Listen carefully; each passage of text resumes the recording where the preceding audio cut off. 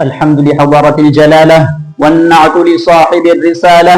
أما بعد فأعوذ بالله من الشيطان الرجيم. بسم الله الرحمن الرحيم.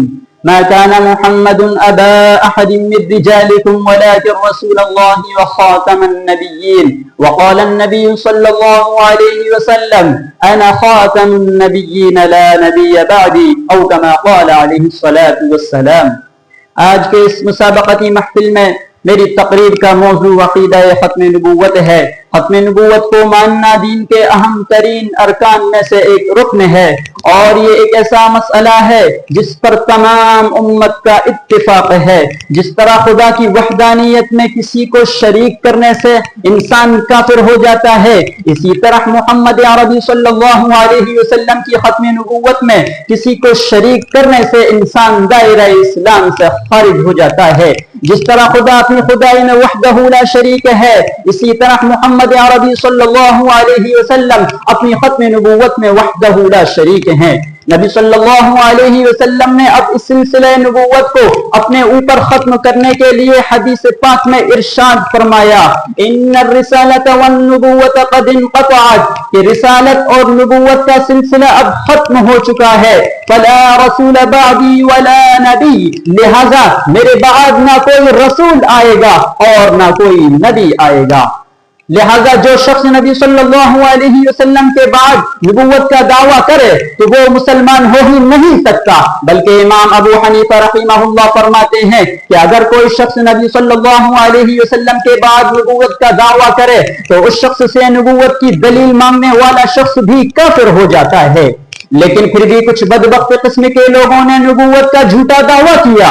نبی صلی اللہ علیہ وسلم نے 1450 سال پہلے پیشین گوئی کے طور پر اعلان فرما دیا تھا کہ میری امت میں 30 ایسے شخص آئیں گے جو کذاب ہوں گے، غدار ہوں گے، مکار ہوں گے. ہر شخص ان میں سے یہ دعویٰ کرے گا کہ میں اللہ کا آخری نبی ہوں. نبوت کے جھوٹے مدعیوں میں سر فہرست مسیلمہ کذاب، اسود عنسی، مغیرہ بن سعید، علی بن فضل یمنی اور ملعون مرزا غلام احمد قادیانی جیسے بدبخت ہیں. رب کائنات نے ان کو اور ان جیسے نبوت کے جھوٹے مدعیوں کو ذلت اور رسوائی سے ہمکنار کر کے نیست و نابود کر دیا. اے نبوت کے جھوٹے مدعیوں، یا تو خدا کی خدائی سے نکل جاؤ یا پھر میرے مصطفیٰ صلی اللہ علیہ وسلم کی ختم نبوت کا اقرار کر لو.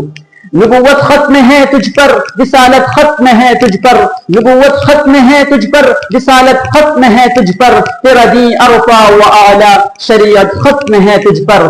تیرے ہی دم سے بزم انبیاء کی رونق و زینت، تیرے ہی دم سے بزم انبیاء کی رونق و زینت. تو صدر انجمن شان صدارت ختم ہے تجھ پر.